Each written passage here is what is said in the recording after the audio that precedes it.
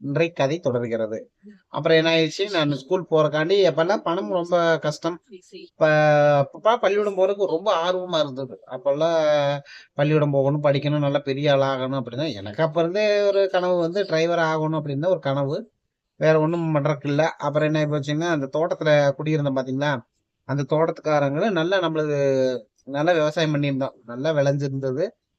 விளைஞ்சிருக்கும். அந்த காட்டுல ஒரு 1 வருஷமா, 2 வருஷமா அந்த காட்டுல நாங்க இது பண்ணிக்கிட்டு இருந்தோம். 2டே வருஷம் தான் இருந்தேன். அப்ப எல்லா பேரும் கொஞ்சம் எல்லாம் சொல்லி, காட்டுல அதிகமா வெள்ளாமை வருது, விளையுது.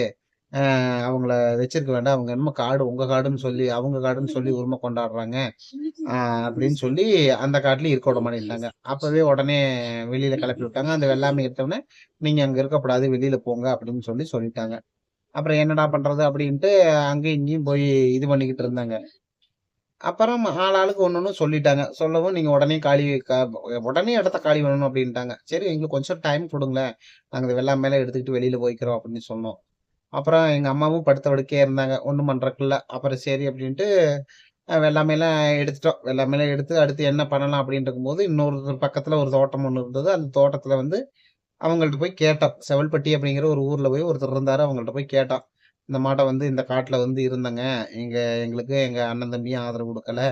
எங்களுக்கு இந்த பக்கத்து காட்டுக்காரரும் இருந்தாங்க. அவங்க நல்லவங்களா இருந்தாங்க. எல்லாம் ஆளாளுக்கு ஒண்ணு ஒண்ணு சொல்லிக் குடுத்து, அந்த காட்ட வந்து அவங்க ஆக்கிரமிப்பு பண்ணிக்க போறாங்க. நீங்க முதல்லயே அவங்கள காட்ட விட்டு வெளியில அனுப்பிச்சு விடுங்க அப்படின்னு சொல்லிட்டாங்க. அப்ப அவங்க அந்த கதைய கேட்டுட்டு அவங்க எங்கள வெளியில முடிக்க விட்டாங்க. நீங்க என்ன சொல்றீங்க? நீங்க பக்கத்துல தான இருக்கிறீங்க. எங்களுக்கு அந்த காட்ட விடுங்க. நாங்க அதுல குடியிருந்துக்கிறோம். நாங்க இத்தன புள்ள குட்டி வச்சுக்கிட்டு நாங்க என்ன வேலை பண்றது? அப்படின்னு எங்க அம்மா முடியாதோட போய் பேசிட்டு வந்துட்டாங்க.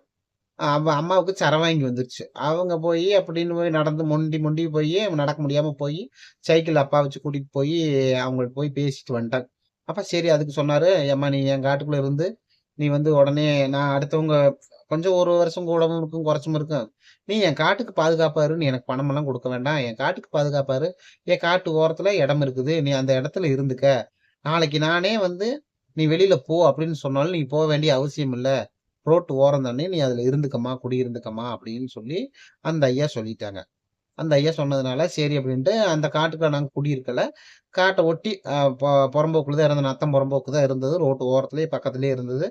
அதுல தான் நாங்க அ அங்க தான் இருந்தோம். எல்லாம் பண்ணுனோம். எல்லாம் அதுக்கு பின்னாடி தான் அக்கா கொஞ்சம் பெரிய மனுஷி ஆனாங்க. அப்புறம் அப்படி அப்படியே எல்லாம் கொஞ்சம் கொஞ்சம் நாங்களும் பெருசானோம். அப்புறம் நாங்களும் அம்மா கொஞ்சம் நல்லா ஆயிட்டாங்க. அப்புறம் சரின்ட்டு அவங்கவங்க வேலைய பார்க்க போனோம். அவங்க என்ன வேலைக்கு போவாங்க? புளியங்காய் புடுங்குறக்கு, நெரிஞ்சு முள் புடுங்குறக்கு, பனங்கொட்டையில கீழ அடியில ஒரு இது இருக்கும். ஆ குண்டி. அது பேரு தெரியல. அந்த தொப்பி அது, அப்புறம் குறிஞ்சாவோடு, அப்புறம் சாரந்தி கிழங்கு, அப்புறம் நெறைய அந்த மாட்டம் காஞ்சரங்காய், இந்த மாட்டம் நெறைய இதெல்லாம் பண்ணிட்டு புடுங்கிட்டு இருந்தாங்க.